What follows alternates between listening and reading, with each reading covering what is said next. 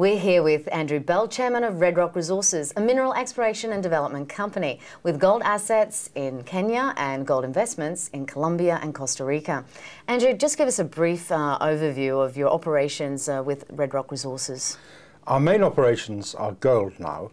Our people working in the office are working on our gold projects. The other assets we have are really investments. We have production just starting in Colombia from one mine called El Limon, which means the lemon, and we have another mine in Colombia about to start production, and then through our investment in another company, Ascot Mining, we have one gold mine just started operations in Costa Rica and another about to start. Okay, so they're a producer, is that right, in Costa Rica? Yes. And why did Red Rock Resources shift their focus and move into operations for gold? Well, there are two reasons. One is the obvious one, that we thought prospects for gold are good, and there are a number of reasons for that. Since you've heard them so many times before, I'm not going to rehearse them again. It's just a judgment call, but we think that long-term gold has good prospects. And the second reason is that you have to be a big company to mine lots of things, and in some commodities which are low priced, like iron ore, manganese, coal, you have to control your whole conveyor belt from the mine to the customer. In other words, you have to have a railway that's cheap. You have to have a port that can load. Gold is such a high value product that once you've mined it, you can take it out if necessary by helicopter. So you don't have a lot of the other problems that companies have to deal with when they start a mine. Mm-hmm. Can you, you've moved into, you say that you're moving into production in Colombia as well. Can you just give us some idea of the timeline? The timeline, well, we invested there in the late summer, and we lent $2 million to our partner there, over which we have a 51 to 55% option. And he's a good local partner, somebody we like working with, but that money was all then used to refurbish the plant and improve the health, safety aspects of the mine, and replace some parts that needed replacing. That's been a successful process. We've brought it in on time, not quite on budget, but definitely on time, and the return looks extremely good. Okay, so if we jump forward and look at what might happen within a year, what do you think would happen with the production or operations in Colombia within a year? Well, we've got a big site there, and having looked at other similar sized operations, what we can see is that the scope, both with elements of the existing plant and on the site, for considerable expansion is there, and we can expand relatively cheaply. So we hope to double and then redouble production levels from the initial 150 tonnes a day. Mm-hmm. Now, if we move to your operations in Kenya, can you give us an update on Migori? Migori, well, we have there a farming interest in a 68 kilometre long gold belt, and this is a greenstone belt similar to those just south of the border in Tanzania, and we are just north of the border. In fact, we're only 20 kilometres away from Barrick's North Mara, which is a similar greenstone belt. We've been underexplored. We have 1.2 million ounces of indicated resource and an old VMS copper gold mine that was run by Falconbridge until the time of independence.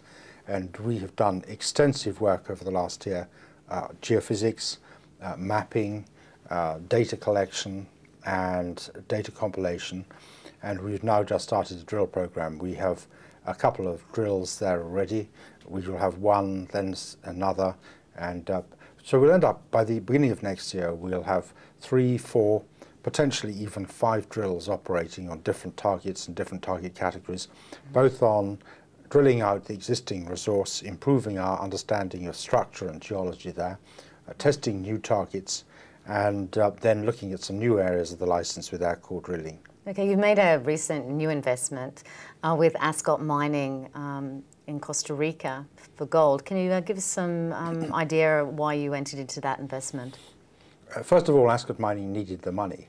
They're listed on Plus, which is always a disadvantage because it makes it very difficult to raise money.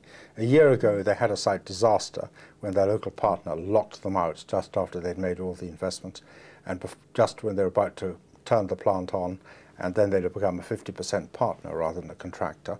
And that looks like a a pretty illegitimate proceeding, and they've been chasing it through the courts and are winning at every stage.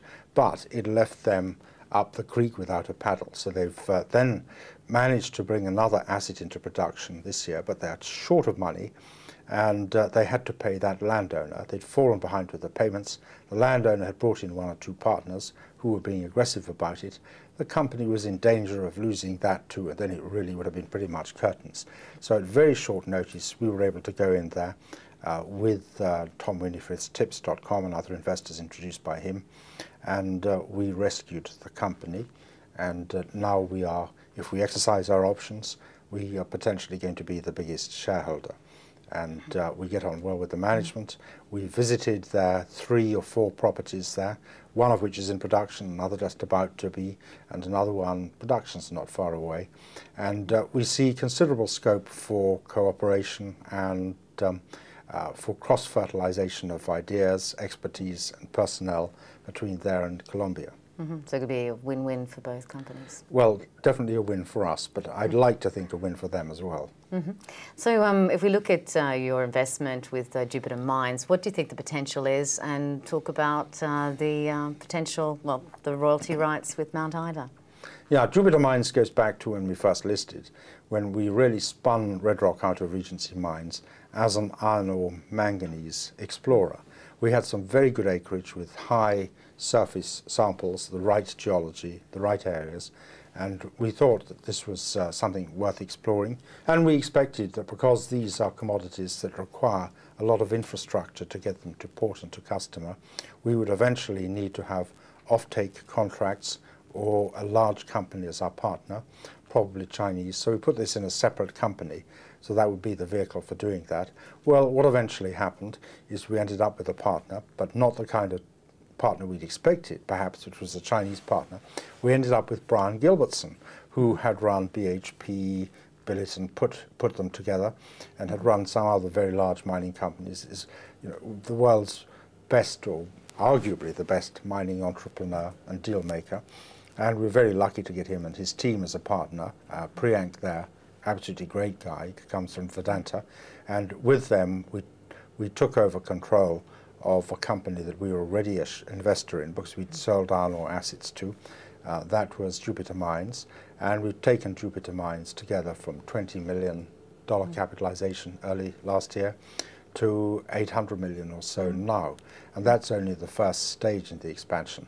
Meantime, of course, our shareholding went up as we put assets in, and now come down as major assets have gone in, but we're very happy with that, and that investment is already worth considerably more than £20 million in our balance sheet.